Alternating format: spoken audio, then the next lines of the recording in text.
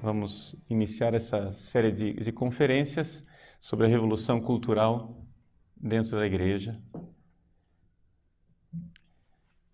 Bom, como é que nós poderíamos descrever esta série de palestras que vocês irão assistir? Nós poderíamos dar a elas o nome de revolução cultural dentro da igreja. Mas, para que você identifique de forma mais clara do que é que se trata, talvez seja interessante nós olharmos para tudo o que eu irei dizer nestes dias como sendo um estudo sistemático das raízes da teologia da libertação e da sua atuação dentro da Igreja Católica.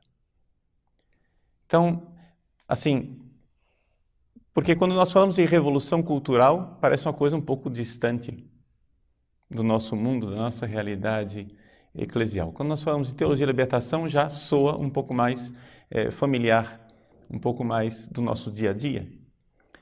E, como reflexão teológica, né, nós gostaríamos realmente de ver o que é que está acontecendo com a teologia, ou seja, olhar para a revolução dentro da igreja, é olhar de que forma o pensamento revolucionário está influenciando a nossa forma de pensar a teologia, pensar Deus, pensar a igreja, pensar o sacerdócio e realmente estruturar nossa vida eclesial. Né? Então, um pouco é esse panorama. E é claro, para nós chegarmos lá na teologia, nós vamos ter que partir sempre da filosofia. Então, essas primeiras palestras vão ser mais filosóficas do que teológicas. Mas nós iremos chegar na teologia. Mas é necessário saber as raízes, né, do movimento revolucionário cultural que está plenamente, nós iremos ver, plenamente instalado na igreja. As pessoas, quando a gente fala de teologia da libertação, as pessoas ficam um pouco assustadas, dizem assim, mas isso ainda existe? Não se fala mais de teologia de libertação. Se vocês notarem, de uma forma geral, essa palavra teologia de libertação não aparece mais no dia a dia. Mas é que, de fato, a água realmente não é vista pelo peixe. Ou seja, nós já estamos em uma tal situação de hegemonia cultural. Ou seja, em que todo o pensamento da sociedade e da igreja está tão perpassado, tão eivado de revolução, que nós já não notamos mais o que seja revolução. Vejam,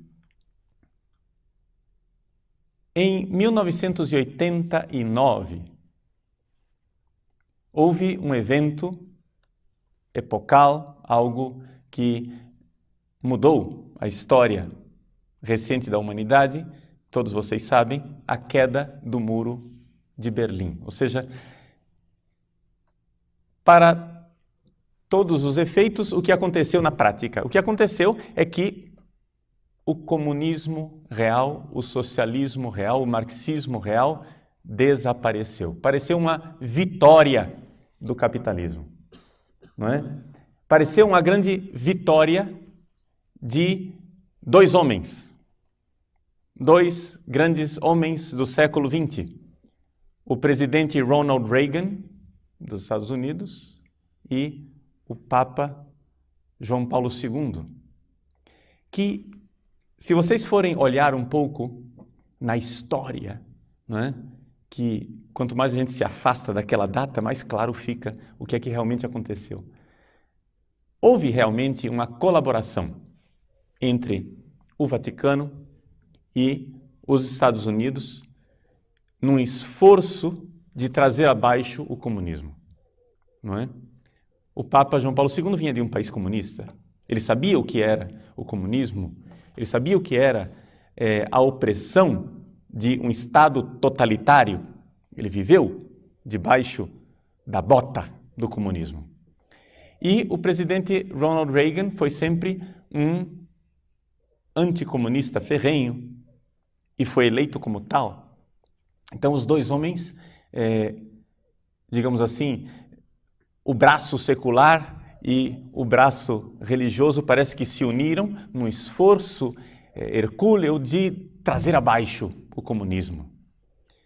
Então, quando em 1987, o presidente Reagan, diante do portão de Brandemburgo, em Berlim, pronunciou um do seu famosíssimo discurso, falando a respeito do secretário-geral do Partido Comunista, Gorbachev.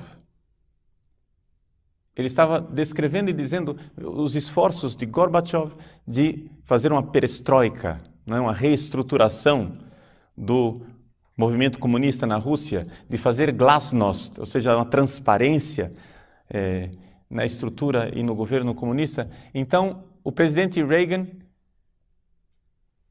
fez um discurso famosíssimo dizendo aquilo que todos os homens e mulheres de boa vontade no Ocidente queriam dizer. Ele diz assim: Mr. Gorbachev, come here and open this gate. Senhor Gorbachev, venha e abra esse portão. Bring down this wall. Derrube esse muro. E como que ouvindo esse discurso de Reagan, 2 anos depois o muro caiu.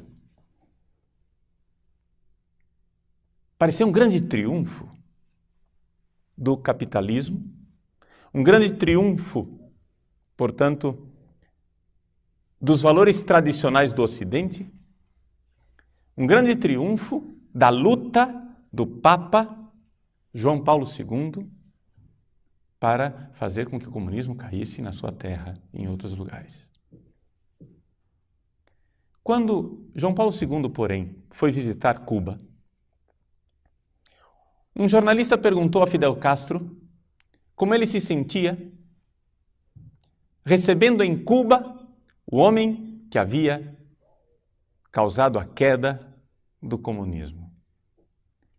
Fidel Castro respondeu candidamente, dizendo: eu não desprezaria assim Mikhail Gorbachev.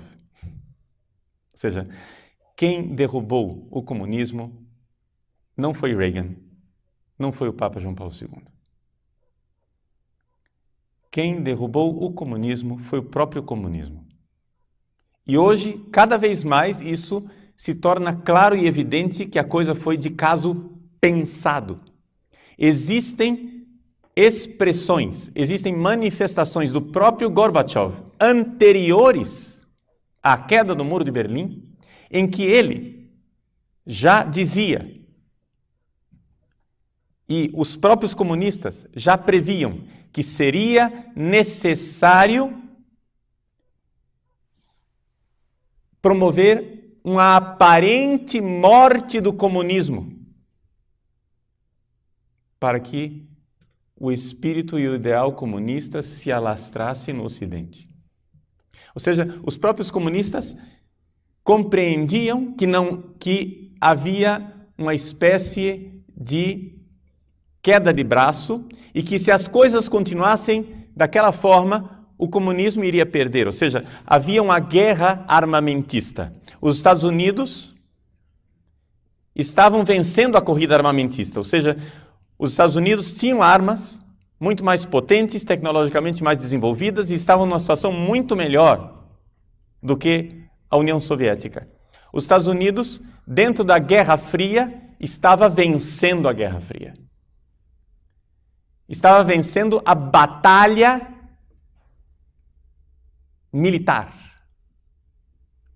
Mas os comunistas não estavam mais fixados numa batalha militar. Já há décadas que os comunistas já haviam percebido que o caminho não era o caminho militar, o caminho era o caminho cultural. Como é que surgiu isso? Como é que se deu esta passagem, esse triunfo de uma linha que originalmente parecia heterodoxa do comunismo? Ou seja, só para aqueles que não estão habituados, né, com a história recente do século XX, o que é que nós tínhamos? Vamos voltar, né, um pouco para o século XIX. Vamos começar, né, para que vocês saibam as raízes distantes, e aí vamos trazendo essa ideia para você acompanhar um pouco da história. Todo mundo já ouviu falar de Karl Marx. E qual é a ideia de Karl Marx? A ideia de Karl Marx é a seguinte. Vamos tentar resumir o marxismo em breves pinceladas. A sociedade que está aí é uma sociedade injusta que explora o trabalhador. O trabalhador, para Marx, ele chama com o nome de proletariado, os proletários. E é necessário que nós, através de um método revolucionário, e revolução para Marx, muito claramente a revolução armada, é necessário que através de uma revolução, nós, classe trabalhadora, tomemos posse do governo para implantar uma ditadura do proletariado. Através de uma luta de classes, o proletariado vai tomar posse, não é, dos meios de produção, do governo, etc. E então, quando os trabalhadores tomarem posse, eles implantarão uma ditadura, e esta ditadura será simplesmente uma ponte, uma passagem, um momento temporário para uma sociedade que no final será justa, sem classes e, no fim das contas, sem governo. Ou seja, o ideal de Marx é, em palavras pobres, implantar aqui na Terra um paraíso. Implantar aqui na Terra, aqui neste mundo, uma sociedade justa, perfeita. E como é que ele irá fazer isto? Pelo poder criativo do mal. Aqui é que está a perversão marxista na sua raiz mais absurda. Ou seja, Marx é somente o secretário. Satanás, na verdade, é Hegel. Entende? Marx é somente o porta-voz. A força criativa do mal, a força criativa do negativo. Faça o mal. Produza o mal. Destrua. Disto virá algo bom. É esse o princípio hegeliano. Uma vez que você tem uma antítese forte deste conflito, desta luta de tese e de antítese, surgirá uma síntese superior. Esta luta será elevada. Na linguagem técnica hegeliana, será suprassumida, aufgehoben em alemão. Vai ser levada para cima. Então, num conflito, num duelo de vida e de morte, mors et vita duello, conflixerunt mirando, diz o Victime Pascalis. Com o conflito de vida e de morte, surgirá o superior. Então, o que acontece? Hegel vê que existe uma injustiça com o mal, com o negativo. Que o negativo foi demonizado, foi exorcizado de nossas vidas. E, na verdade, quando você exorciza e retira o negativo da vida das pessoas, o que é que você está criando? Você está criando um imobilismo, uma falta de vitalidade. Então, Hegel traz para dentro da filosofia aquilo que já era enxergado, já era visto pela arte, pelo romance, pelos satanistas. Se vocês forem ler o Fausto de Goethe, já ouviram falar de Goethe, né? Fausto, a peça de teatro. Numa das cenas iniciais, Mefistófeles, o demônio, aparece para Fausto e se identifica. Ele quer saber quem é você, o demônio, Satanás. E ele diz: eu sou aquela força do mal que sempre produz vida. Compreende isso? O mal produz vida. Pelo menos é isso que o mal diz de si. Não estou dizendo que isso seja verdade. Estou dizendo que essa é a propaganda que ele faz de si. Ou seja, existe criatividade no mal, existe vitalidade no mal. Você dê asa à maldade e vai acontecer algo de bom. Hegel coloca isso na filosofia, na sua dialética. Marx leva isto à prática, à praxis. Marx passa da teoria hegeliana para a praxis. Uma praxis política em que matar, destruir, hostilizar a civilização, trazer abaixo a ordem, irá produzir uma ordem superior. Este é o princípio que vocês não devem se esquecer, porque ele governa a vida de muitos sacerdotes e, permitam-me dizer, até mesmo bispos dentro da Igreja Católica hoje. Não que eles tenham estudado isso, gente, porque isso daqui, deixa eu dizer para vocês, qual é a missão da vida do Padre Paulo Ricardo? É colocar notas de rodapé naquilo que todo mundo faz automaticamente sem saber de onde vem, entendeu? Eu só quero dizer para você o seguinte: ouvindo essa série de palestras, no final dessa série de palestras você vai ter uma decisão. Eu não vim aqui fazer sua cabeça. Depois dessa série de palestras você vai ter que decidir se você será um bom teólogo da libertação competente, sabendo todo o trabalho de destruição que você tem que fazer dentro da igreja, ou se você será um bom sacerdote fiel ao Papa, à tradição da igreja. Eu não vou fazer sua cabeça. Essas palestras você pode usá-las de duas formas diferentes. Você pode usá-las para o bem, sabendo a maldade que você deve evitar. Você pode usá-las também para o mal, sabendo que eu vou dar a você uma cartilha de como ser um bom marxista, um bom teólogo da libertação e como destruir a Igreja Católica. Vou ensinar as duas coisas. Entende? Você não está aqui para um padre fazer uma lavagem cerebral em você.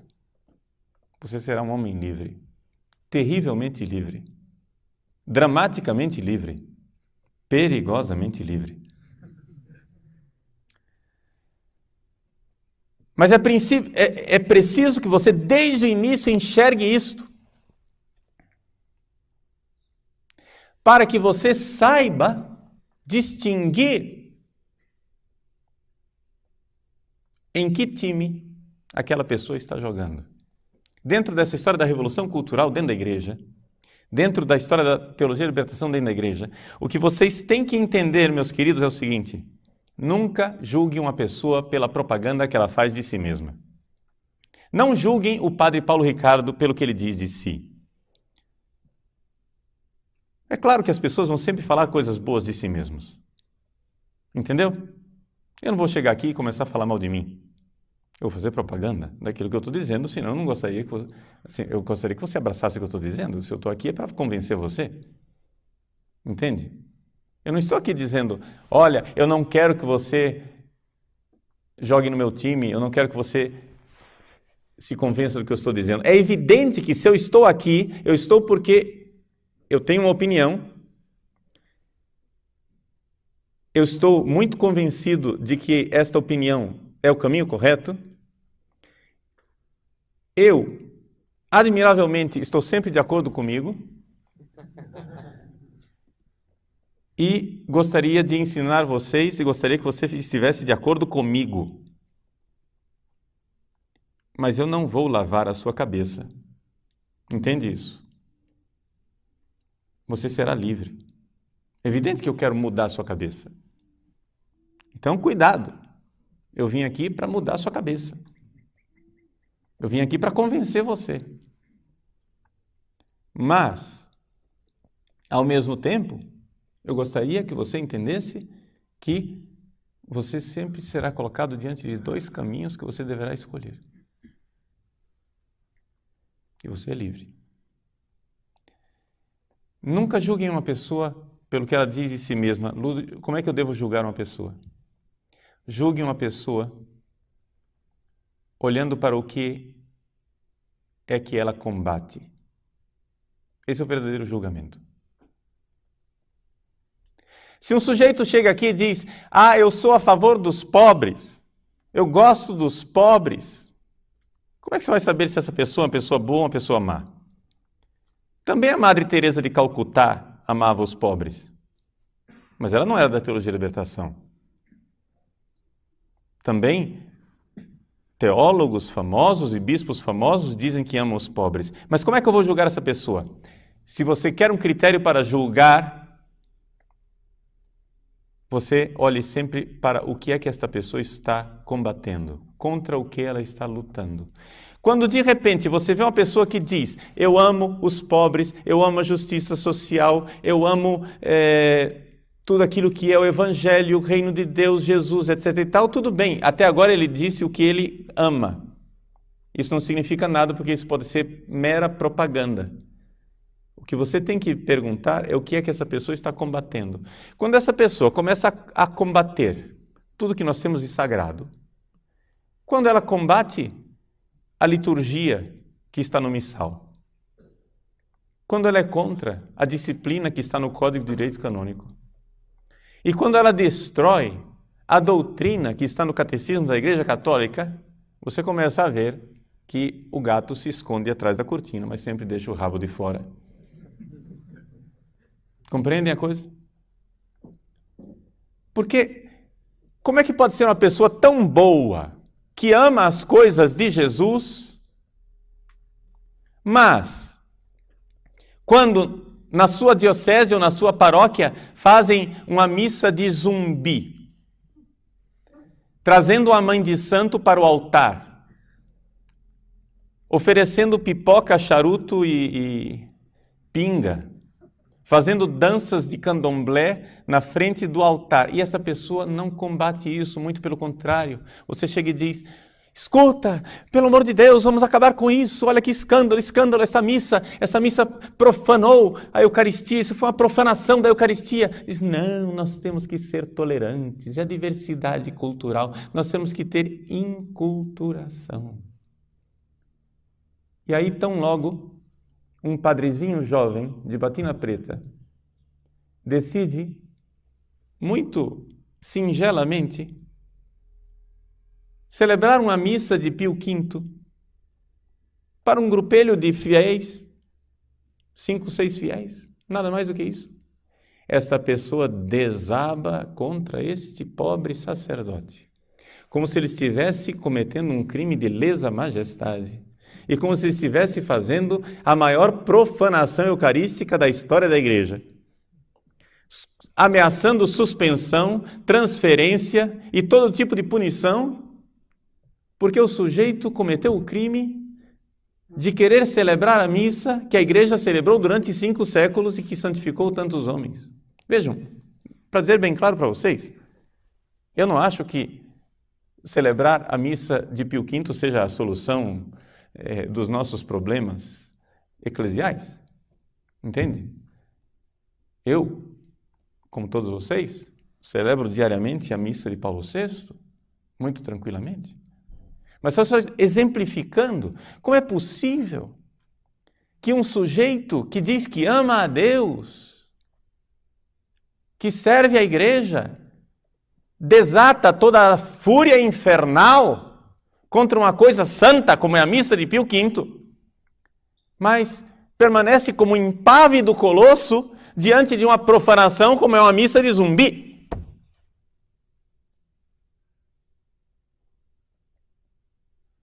Não compre o produto pela propaganda. Leia a bula. Veja os efeitos colaterais. Compreendem? Você tem que saber em que ideologia você está entrando. E exatamente aqui é que eu preciso ensinar a vocês a serem bons marxistas para rejeitar o marxismo ou para abraçá-lo. Entende? O marxista sabe muito bem que o que é propaganda e o que é o verdadeiro intento. O bom marxista sabe que ele está dentro da igreja e ele precisa fazer uma cortina de fumaça de propaganda e dizer o quanto ele ama a tradição da igreja, mas a verdadeira tradição. Não esta tradição engessada, tridentina, encarquilhada, sem vitalidade. Ele ama os pobres, ele ama os santos, mas os santos comprometidos. Ele gosta da liturgia, mas uma liturgia enculturada que fale ao povo. Veja, tudo isso são frases que você ouvindo assim, você não tem nada para dizer contra elas. O que você vai dizer de uma frase dessa? O que você vai objetar a um sujeito que diz que ama os pobres? Você vai dizer, pois bem, meu senhor, sim senhor, é isso mesmo, vai aplaudir. Mas o que você tem que entender é que o princípio de ação marxista é o princípio do trabalho do negativo. É o princípio do trabalho do destruidor. É o princípio do trabalho daquilo que põe abaixo. E o que é que eles querem pôr abaixo? Muito bem.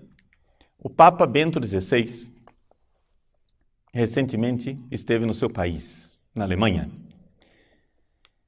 E ele esteve no Congresso Nacional, no Bundestag, e dirigiu uma palestra aos congressistas, aos parlamentares do seu país.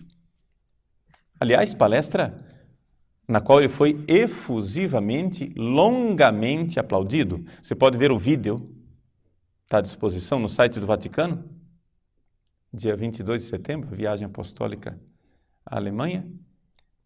Ele foi efusivamente aplaudido de pé pela Assembleia inteira, exceto por uma área da Assembleia onde havia bastante cadeiras vazias, sinal de congressistas que não foram, que se recusaram a participar, e os poucos que foram daquele partido lá participar ficaram de braços cruzados, enquanto todos os outros aplaudiam o Papa e aplaudiam ostensiva e longamente. Né? Muito bem. Nesse discurso, o Papa, nas palavras conclusivas, disse o seguinte: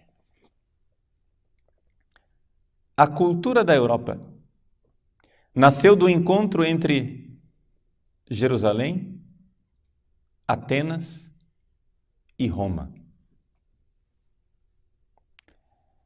Do encontro entre a fé no Deus de Israel, Jerusalém, a razão filosófica dos gregos, Atenas, e o pensamento jurídico de Roma. Este tríplice encontro forma a identidade íntima da Europa. Na consciência da responsabilidade do homem diante de Deus, no reconhecimento de sua dignidade inviolável do homem, de cada homem, este encontro fixou critérios do direito, cuja defesa é nossa tarefa neste momento histórico. O Papa está dizendo que nós temos que defender estas três grandes colunas da cultura ocidental. a fé cristã, o direito romano e a filosofia grega. Por quê? Porque existe um movimento revolucionário que quer trazer abaixo estas 3 colunas. E, aliás, não quer trazer abaixo, está derrubando estas 3 colunas. Ou seja, as 3 colunas já estão no chão, em frangalhos. E nós o que precisamos fazer é reerguê-las. Então aqui está o grande conflito, a grande batalha cultural, a grande guerra cultural. Esta guerra cultural que se expressa na destruição destas 3 colunas básicas da cultura ocidental. Ou seja, do legado de Jerusalém, de Atenas e de Roma. O Papa professa publicamente de que lado ele está. Nós iremos nesses dias estudar quem é o outro lado. Ou seja, quem são as pessoas que, ao contrário do Papa, que quer preservar a herança cultural de Jerusalém, de Atenas e de Roma, quem são as pessoas que querem destruir e por que querem destruir? Porque é importante isso, meus senhores. Vocês têm que saber por que é que vocês apanham, entende? Por que é que você, quando ingenuamente, assim, com toda simplicidade e candura, celebra sua missa usando sua casula, incenso, com os coroinhas de batina e sobrepelis, por que é que você será hostilizado como se você fosse Satanás em pessoa? Por que tanto ódio? Então, é um pouco isto que nós queremos ver nesses dias. Lá atrás, Hegel e Marx. Hegel e Marx nos colocam diante desta realidade do trabalho do negativo, do trabalho da destruição. É necessário destruir. Hegel quer, através do trabalho do negativo, do trabalho da destruição, trazer abaixo uma ordem e um sistema que ele diz está oprimindo o trabalhador, está oprimindo o proletário. Porém, Marx, como profeta, foi um profeta pela metade. Por quê? Porque ele profetizava o futuro de uma sociedade justa, sem classes, aliás, sem governo, perfeita, o paraíso aqui na Terra. Só que ele previa que isto iria acontecer através de uma revolta dos trabalhadores. Nota de rodapé, diga-se de passagem que ele sabia perfeitamente que isso não era verdade. Ele, inclusive, falsificou os dados das pesquisas. Ele vivia na Inglaterra, foi fazer pesquisas a respeito da situação dos trabalhadores a partir dos dados dos Blue Books do governo britânico, e ele, falsificando os números, disse, vejam, a situação dos trabalhadores é insuportável, eles irão explodir numa revolta. Ele sabia perfeitamente que as coisas não eram do jeito que ele estava pintando. Marx é, além de pseudo-profeta, é um mentiroso e um sujeito intelectualmente desonesto. Tá? E não há dúvida nenhuma nisso. Agora, ele previa que então os trabalhadores iriam sofrer tanto debaixo da pressão dos capitalistas, dos burgueses, que a panela de pressão iria estourar. E os trabalhadores iriam se unir contra os capitalistas opressores. O manifesto comunista termina assim: trabalhadores do mundo, univos, vereint euch, univos. Os trabalhadores, Marx previa que a pressão contra os proletários seria tão grande que os trabalhadores da França iriam se unir com os trabalhadores da Alemanha, com os trabalhadores da Inglaterra, com os trabalhadores da Itália, e eles iriam se unir contra a classe capitalista e impor a ditadura do proletariado. Problema, isso não aconteceu. Marx morreu e não viu a profecia vir abaixo, ou seja, não se realizar. Ele previu uma grande guerra, a guerra que ele chamava de Guerra Pan-Europeia. Essa Guerra Pan-Europeia, de fato, aconteceu, foi a Primeira Guerra Mundial. Todo mundo previa um pouco que haveria essa guerra. O próprio Papa São Pio X, quando ele morreu, há 100 anos atrás, ele morreu e dizia continuamente: verrà il guerrone. A guerra enorme, a guerra grande acontecerá. Verrà il guerrone. E de fato aconteceu o guerrone, a guerra grande. A Primeira Guerra Mundial. Só que, para a total confusão dos marxistas, os trabalhadores não se uniram. Eles, ao contrário, pegaram as armas para matar, horror dos horrores, outros trabalhadores. Ou seja, os trabalhadores franceses pegaram armas para matar os trabalhadores alemães, para defender os interesses de classe dos seus patrões, dos capitalistas. Como é possível? Então, depois que terminou a Primeira Guerra Mundial, o marxismo estava em plena crise teórica. Como era possível que os trabalhadores estivessem tão alienados? Como era possível que os trabalhadores, que deveriam ter, conforme a análise de Marx, uma consciência de classe e defender os direitos da sua classe, como era possível que eles agora pegassem armas para matar outros trabalhadores e defender os interesses dos seus patrões? Quem foi que alienou os trabalhadores dessa forma? Essa é a grande pergunta. Um pouco da resposta o próprio Marx já havia identificado. Quando ele diz aquela famosa frase de que a religião é o ópio do povo. Já ouviram essa frase vocês, né? A religião, o ópio do povo, quer dizer o quê? Você está sofrendo.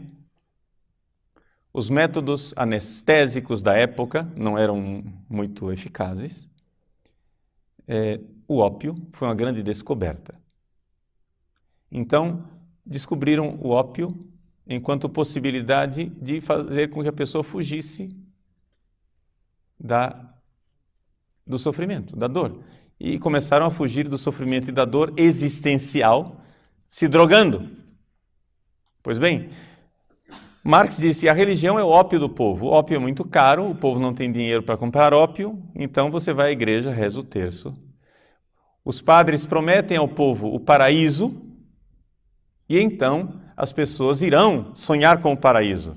Se você aqui nessa terra está lascado, se você está aqui nessa terra numa situação triste, se você, como trabalhador, é oprimido, vilipendiado e maltratado pela ambição do capital, não tem problema, reze o terço e espere o paraíso no céu. Marx já havia entendido que havia um fator cultural que alienava o povo. Mas isso não havia sido elaborado de forma adequada, teoricamente. E nós tivemos que esperar o início do século XX para ver esta elaboração feita por dois filósofos que, independentes um do outro, conseguiram elaborar isso de alguma forma mais sistemática.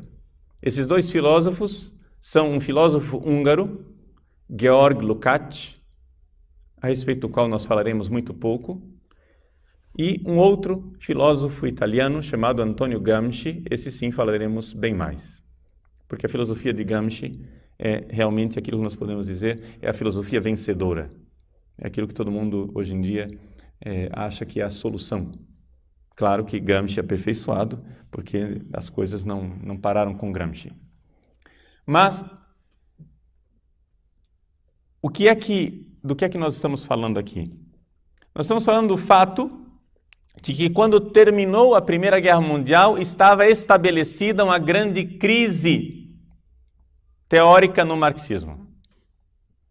A crise teórica consistia no seguinte: por que é que os trabalhadores pegaram em armas para defender os benditos dos patrões quando, na teoria marxista, eles estão oprimidos pelos patrões e iriam se revoltar contra o patrão? Por que é que eles não defenderam os seus interesses de classe? Quem os alienou? Ora, Gramsci, na sua filosofia, descobriu que havia 3 pilares, 3 colunas que precisavam vir abaixo. As 3 colunas a respeito das quais o Papa Bento XVI falou no parlamento da Alemanha. A religião cristã e judaica, ou, para aquilo que interessava a Gramsci, a ética judaico-cristã, a filosofia grega e o direito romano. Para Gramsci e para os marxistas, chamados marxistas culturais, essas 3 realidades são uma espécie de poção mágica venenosa que aliena as pessoas e que impede os trabalhadores de lutarem de forma revolucionária. Vejam, só para vocês não perderem o fio da meada, Gramsci, ele era marxista e ele, durante a década de 20, esteve na União Soviética.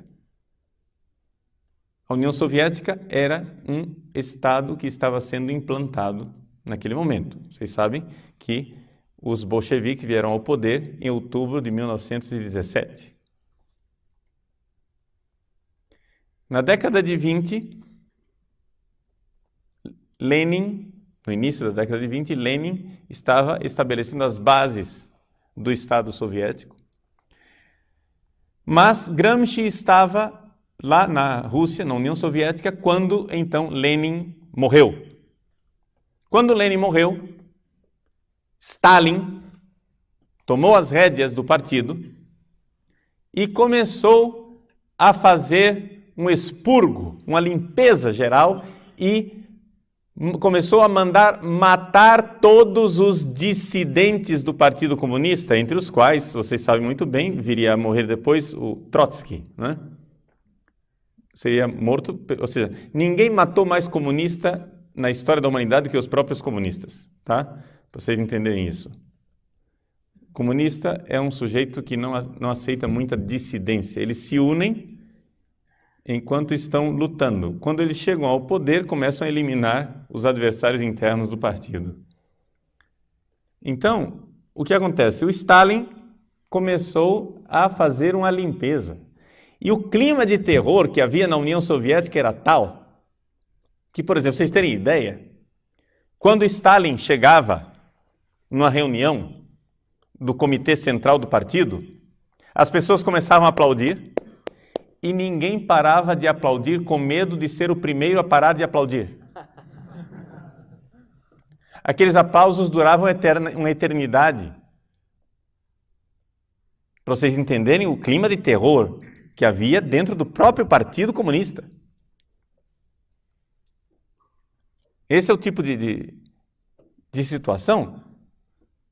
Todo mundo aplaudindo lá o cara e ninguém parava. Quem vai parar de... Para você primeiro, eu não. Não, porque ele está olhando. Continua aplaudindo, sorria. Mas escuta, ninguém vai desistir? Não, já estou com a mão doendo, não tem problema, continua, sorri. Entende? Por quê? Porque o sujeito era um carniceiro. Mandava matar mesmo. Ele mesmo dizia, não é possível fazer um omelete sem quebrar os ovos. Ou seja, é necessário matar. É a força do negativo. Compreendem isso? a força do negativo. Destrua, odeie, ponha abaixo, surgirá o paraíso. Vejam que existe algo de satânico nesse tipo de pensamento. Odeie e virá o bem. Mate e virá a vida. Crie o caos e virá a ordem. Como é possível crer nisso? E, no entanto, eles creem. E, no entanto, há pessoas dentro da igreja que fizeram disso um estilo de vida. Um estilo de vida. Que creem profundamente que quanto mais elas forem devassas, quanto mais elas profanarem o celibato, quanto mais elas conseguirem destruir a sexualidade e a moral tradicional, mais elas estão promovendo o amor. Existem pessoas dentro da igreja que creem que quanto elas mais caluniarem, quanto elas mais destruírem a carreira dos outros, quanto mais elas armarem cama de gato para os outros, quanto mais elas forem cruéis, verdadeiros, caluniadores, usando todo tipo de mesquinharia política, todo tipo de desonestidade, elas creem que estão implantando o reino de Deus. Existem pessoas que pensam assim. Existem pessoas que pensam que quanto mais elas criam desordem e profanam o que há de sagrado, elas estão promovendo a causa de Deus. Pode ser que essas pessoas nunca tenham lido Marx, Lenin e Stalin, mas elas vivem desta apostila, desse pensamento, desta mentalidade, deste frônema, dizem os gregos. É uma forma de pensar. E nós, nesses dias, vendo e explorando um pouco as raízes disso, vamos entender como é que se chega a isso.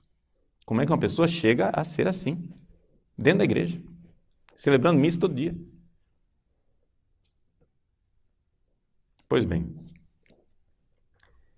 Gramsci, então, compreendeu que era necessário destruir, era necessário trazer abaixo a cultura ocidental. Mas que não haveria solução pelo caminho stalinista. Gramsci abominava o regime de força e de terror que Stalin havia implantado. Gramsci acreditava o seguinte, que a cultura europeia, com aquelas 3 colunas, a ética judaico-cristã, a filosofia grega e o direito romano, precisava ser implodida. Mas implodida como? Lentamente, anonimamente, gradualmente. Então, gente, essas coisas, na técnica gramsciana, nada pode ser ostensivo. Tudo deve ser disfarçado. Você deve subministrar o veneno ao paciente e ele deve tomar aquilo todos os dias espontaneamente, achando que é remédio. Compreende? Você deve dourar a pílula. Você tem que apresentar para a pessoa o veneno que irá matá-la, como se aquilo fosse o medicamento de sua salvação.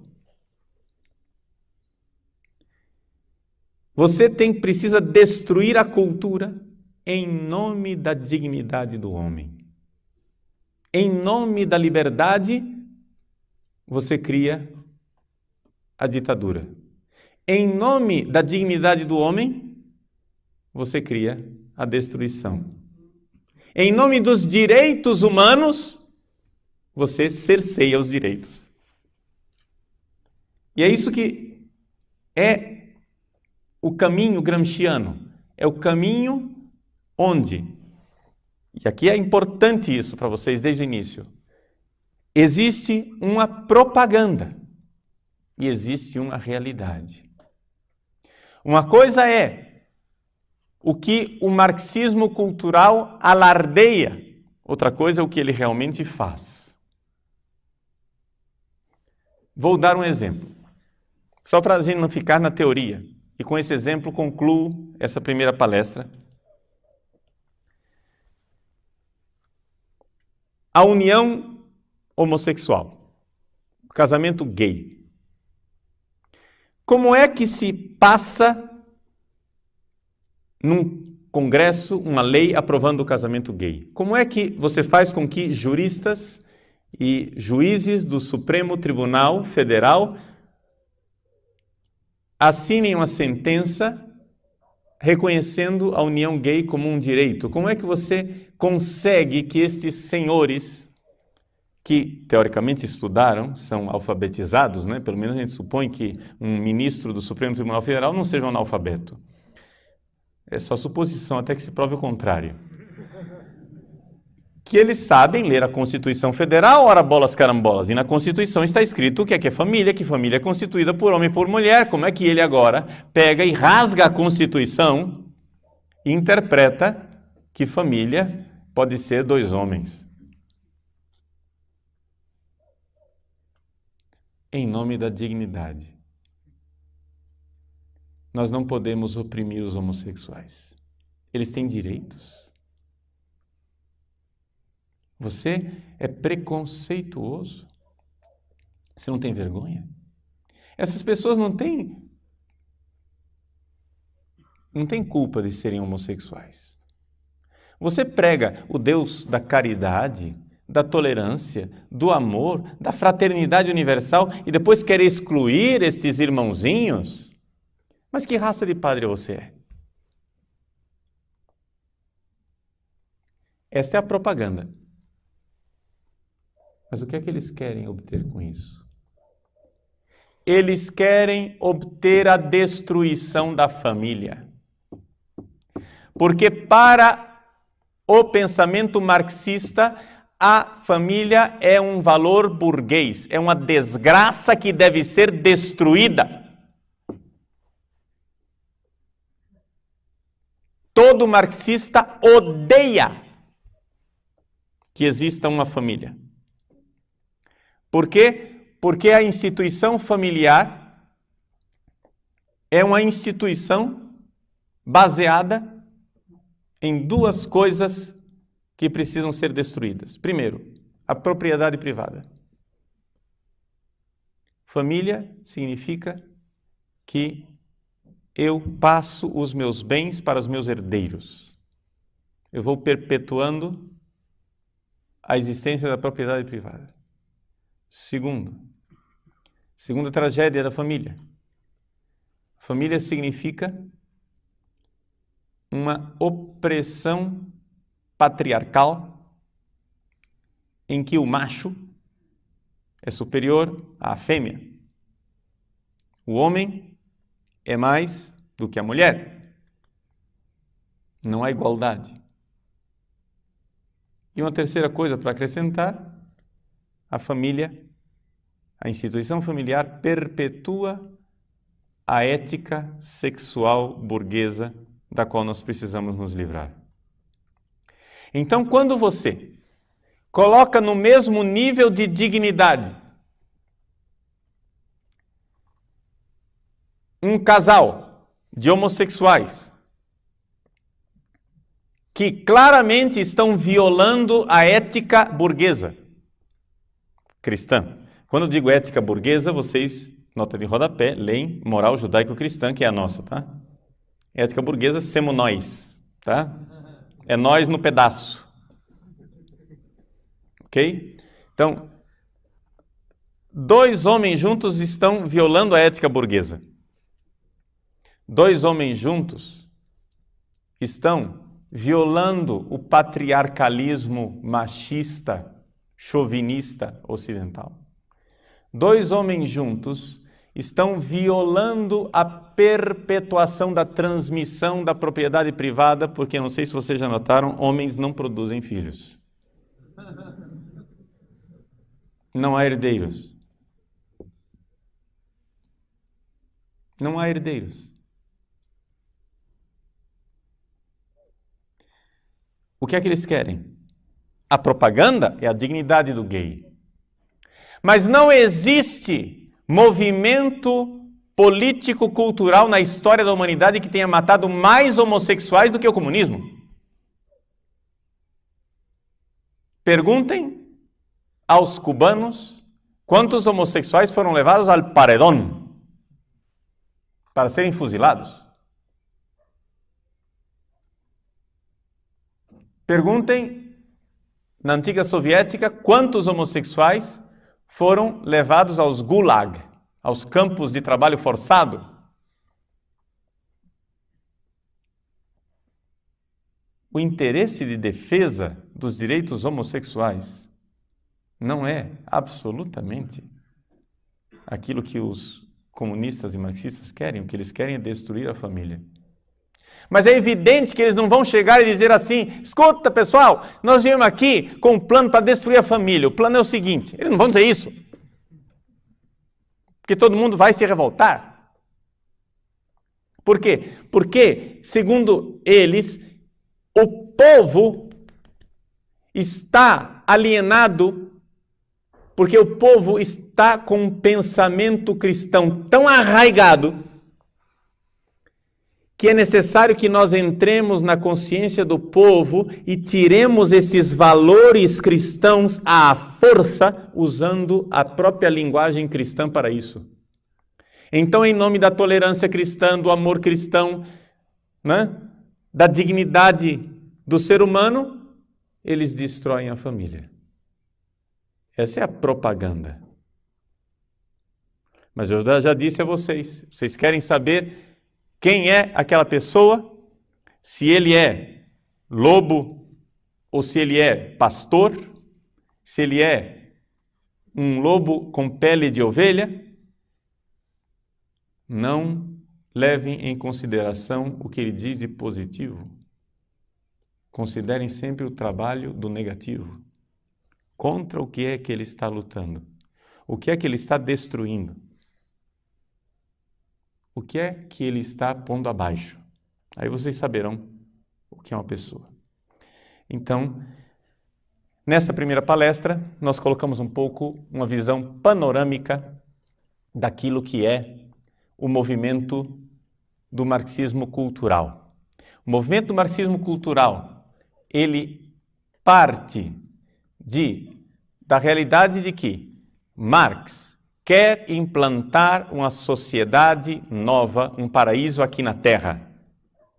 Mas os meios precisam ser os meios culturais, diz Gramsci. Somente através da luta cultural é que nós conseguiremos implantar a nova sociedade e o novo mundo. Por quê?